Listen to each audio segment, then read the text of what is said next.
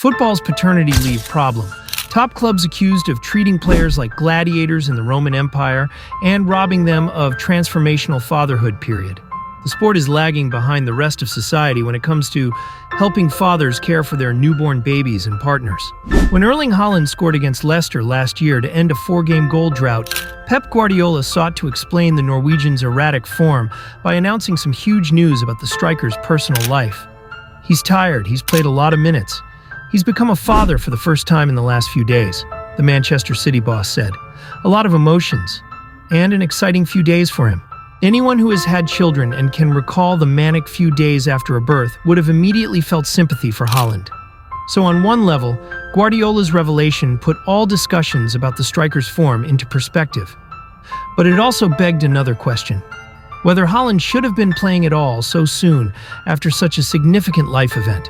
And I know this video is not all about Haaland or Man City's poor form, but how fatherhood affects even the biggest footballing stars on a psychological level. You lost your baby son and now your baby daughter's in hospital. Exactly. And you must have been absolutely I spoke with the directive and the president of Manchester United, and then that didn't believe that something going wrong, which is make me feel bad. Really? Yes. They didn't believe you. They believe you, but in the same way they are there. And never is ever gonna change the health of my family for the football. Never. To do it a pre-season, because I think it wasn't not fair to left my family for a pre-season. This is why I didn't go. Every father in the United Kingdom is entitled, by law, to at least 2 weeks of paternity leave. But in football, almost no one takes it. Indeed, those who try to have any meaningful time off to care for their brand new arrival and their partner are vilified. With Cristiano Ronaldo being one of the perfect example in this case. Phil Foden has temporarily left the England camp and returned to the UK for a pressing family matter. Phil Foden left England's Euro 2024 camp on June 26 to attend the birth of his third child. England at first announced he was leaving due to a pressing family matter. He was back with the squad by June 27th, resuming training the very next day and then starting the last 16 game against Slovakia on June 30th. Jack Grealish's daughter was born on September 27th last year. He was thrust straight into the starting lineup the very next day for the early kickoff at Newcastle. Incidentally, Grealish played well, setting up Josko Gvardiol's strike in the 1-1 draw, which is a miracle considering the life-changing event that had occurred the previous day both for Grealish and his girlfriend Sasha Atwood, who he has been with since he was 16. Before we continue with the video, hit the like button and subscribe. It goes with helping the channel grow. Thank you. I can't think of a bigger experience in life for men than becoming a father, especially for the first time. It's a massive deal just for them, but it's not just about them. It's about their partner who has just gone through this amazing, scary, and painful, and potentially very risky experience of being pregnant and giving birth. So it seems totally unreasonable to me to expect men to go through that and remain focused on their work in an unblinkered way when they are going through this massive emotional and physical change. A bit of a taboo topic in football, really.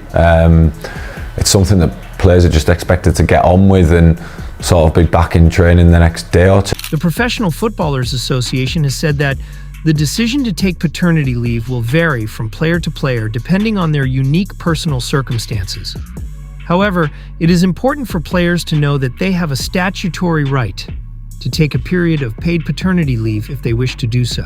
The reality is very different, of players rushing from hospitals to stadiums, juggling the emotions of bringing a new life into the world with trying to help their team. Last year, Sami Smodic's wife gave birth at 11:15 a.m. after going into labor at 2 a.m. But by 3 p.m., he was on the pitch at Ewood Park playing for Blackburn against Norwich. I'd had about 3 hours kip, but luckily the baby arrived happy and healthy. After it had calmed down, your emotions are through the roof, the now Ipswich Town forward said afterwards. On the way from the hospital to the game, I remember ringing my agent and him laughing and looking back. It was a crazy decision. The first couple of minutes of the match I was sprinting and realized that I was playing on adrenaline because I was absolutely exhausted. Of course he was. He did at least have a shorter journey to make to the game than Leeds United winger Daniel James, who in 2021 was flown via helicopter from a Manchester hospital to Craven Cottage to play for Leeds at Fulham in the Carabao Cup, hours after his wife had given birth to their son.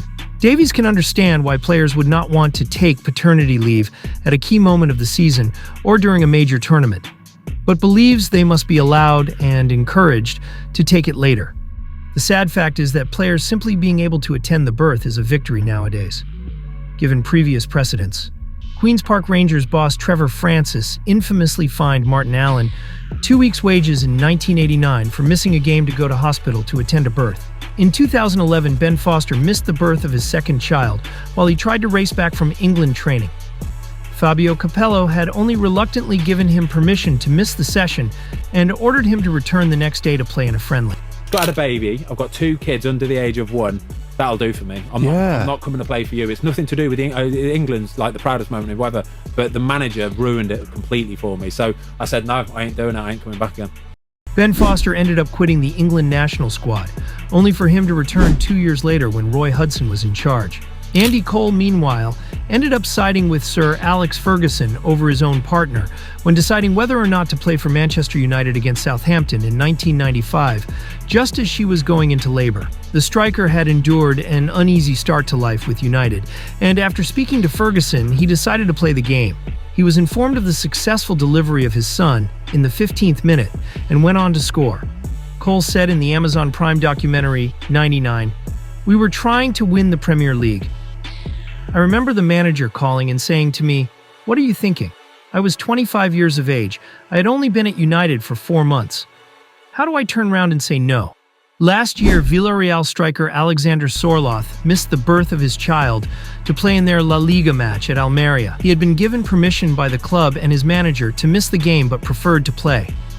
The Norwegian scored a last-minute winner and celebrated, as most footballers do on such occasions, cradling his arms and sucking his thumb. But good luck trying to take some time off to support your partner in such a time. Just ask Anthony Martial, who was given a public scolding by Jose Mourinho for not immediately rejoining Manchester United's preseason tour of the USA in 2018 after the birth of his first son, and was later fined £180,000, the equivalent of 2 weeks' wages. Martial has gone home. Yeah. Will he be back with the group when you go back? Because he didn't mention it there. I don't know. Mourinho showed no sympathy at all to the French forward, telling a press conference at the time, "He has the baby, and after the baby is born, beautiful baby, full of health, thank God. Now he should be here, and he is not here." Martial did not back down and fired back on social media. "Thank you all for your posts. My little swan is fine. For the mom it was harder, but thanks to God she's better now. Sorry, but my family will always come first. Back tomorrow in Manchester." A sign of how behind the times the game is can be seen in the fact that maternity leave policies for women's football only became a reality very recently, with the right to paid maternity leave only introduced by FIFA in 2021. Last year, more changes were made, extending maternity rights to mothers as well as granting 8 weeks of paid absence to players and coaches other than the biological mother, plus 8 weeks absence for those adopting children. The changes followed years of campaigning from FIFPRO, also known as FIFPro, the Global Players Union. That's all we had for you. Hope you enjoyed the video and comment down below what you think. Is football really stripping away fatherhood? Share your opinions, I really want to know. Thank you if you made it till the end.